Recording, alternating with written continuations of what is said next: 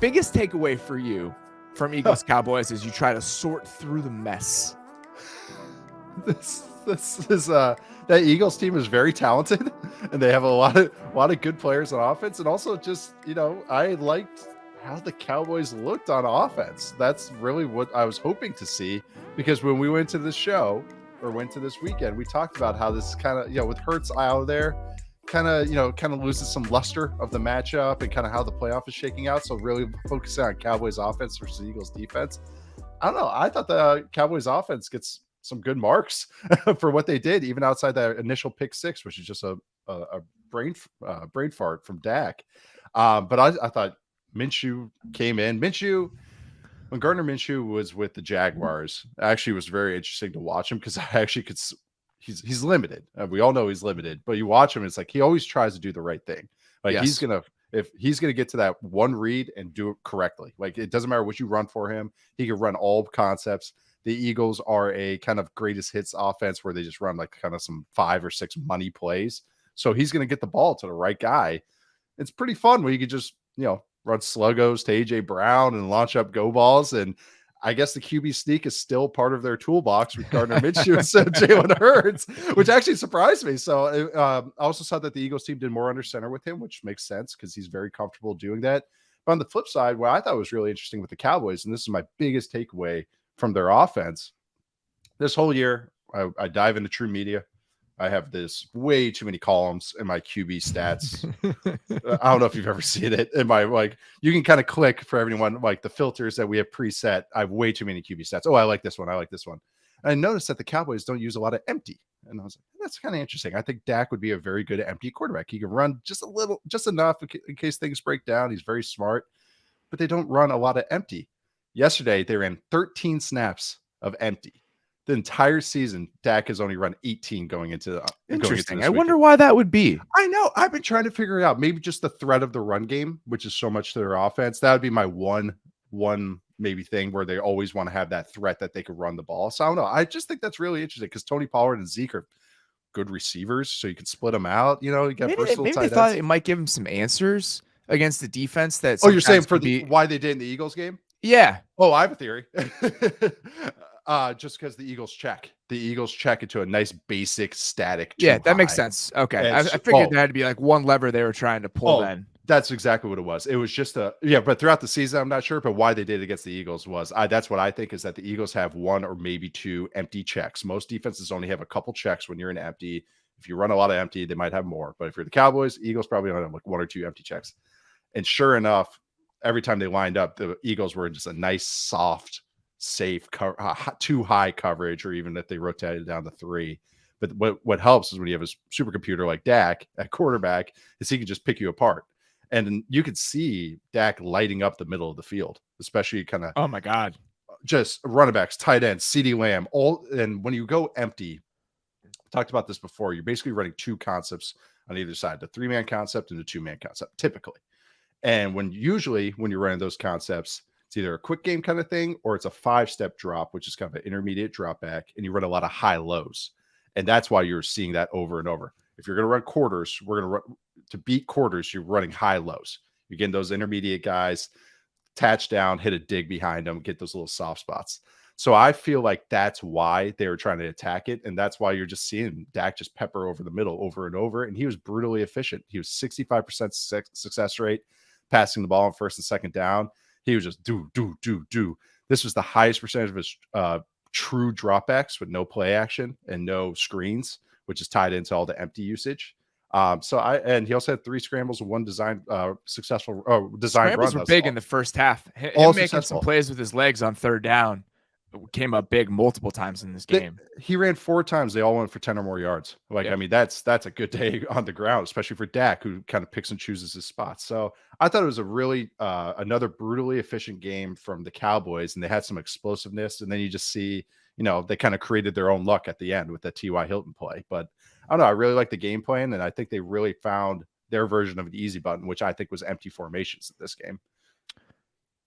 Believe Dak was 23 of 23 or something close to it against zone coverage in this game. Oof. And I'd never get him right ever. Remember, we talked about this game coming into it and what the Jags did to them a little bit. I said, if I'm playing against the Cowboys, I think I'm playing more man than I want to, and I'm just doubling CeeDee Lamb. Yeah. And in this game, Dak was 3 of 9 and took 2 sacks against man coverage, and was 23 of 23 against zone. You saw it.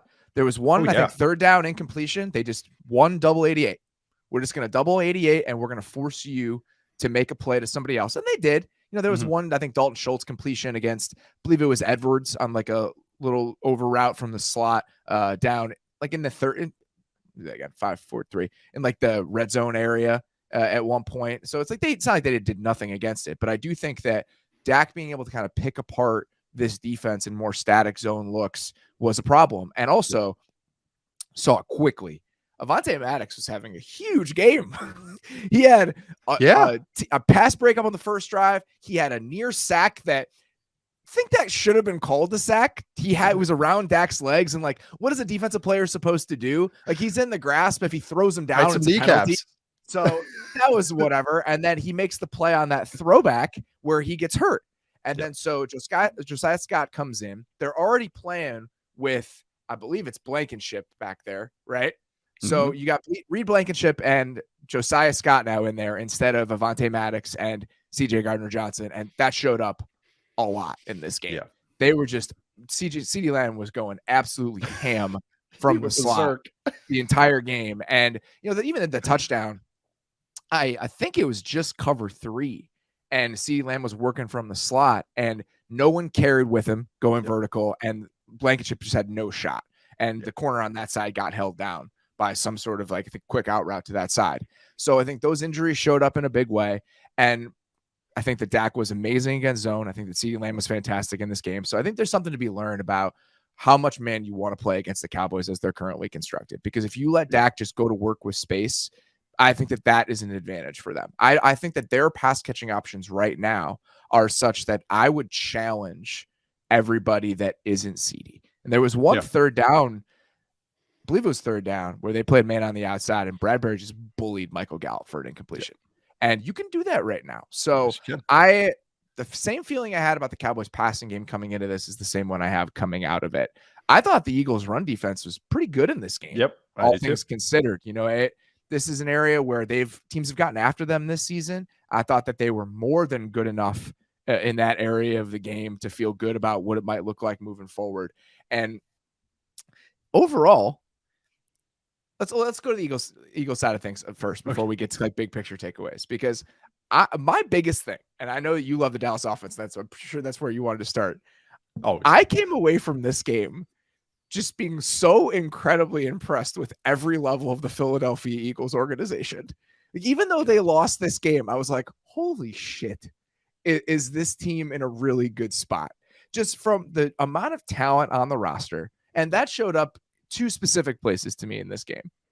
Devontae Smith made like 5 insane plays. Insane plays. In this game. Just insane plays. The twisting one on the sideline where he somehow got his feet down. The one, the dig where he's coming over the top of somebody. Yep.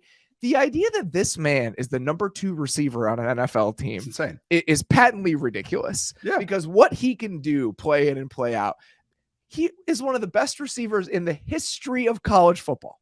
He won the Heisman Trophy. Yes. He is the first receiver to win the Heisman Trophy, essentially since Tim Brown, because Desmond Howard won it when he was also a returner. Yes. That is how good Devontae Smith was playing at Alabama. Okay? Yes. And he is the number 2 receiver on this team. He is unbelievable. He's insane. Dallas Goedert in this game made like 3 ridiculous plays, and not even just contested catches, but they're having him run little return routes from the slot and like attack Jaron Kearse in man coverage, like in situations where Dallas is usually set up to erase tight ends. Dallas Goedert is still making plays. Yep. That's being said. Yes. And so you have Kearse is a good tight end eraser. That's exactly what he does. He's one of the best in the league at it. And you have Goddard still making plays. So that's the personnel side of this. And then play calling wise, you talked about it. They run the sluggo on the first drive, which is just a beautiful call. Beautiful. Get Diggs early. You gotta get Diggs early. You gotta get him thinking the rest of the game. There's a late third down because they ran the sluggo early. Diggs doesn't jump on the slant Yes, on AJ Brown because he's so worried about getting burned on it. And then that was a huge third down as they were driving. I think it was in the red zone again. They hit that slant to AJ Brown, and then the touchdown to Smith. It's 4th and 2. They've run that slide RPO. I don't know how many times in short yardage situations in the season. So if you guys can picture it, it's the play where they're in shotgun, they run an RPO. Dallas Goedert is coming across the formation on a slide route. And with Hurts, it's so dynamic and it's so lethal because he can hand it off if the look is there. He can keep it, or he can throw it to Dallas Goedert. He has those 3 options. And at 4th and 2, you're screwed. Like no matter what you do, you're probably screwed. So the Eagles run this with Minshew, and they have Devontae Smith release late and hit him over the top for a touchdown. They know that Diggs knows that that's the play they want to run, and that's their money play on 4th and 2. It's just a beautiful little tweak on something they've done all season.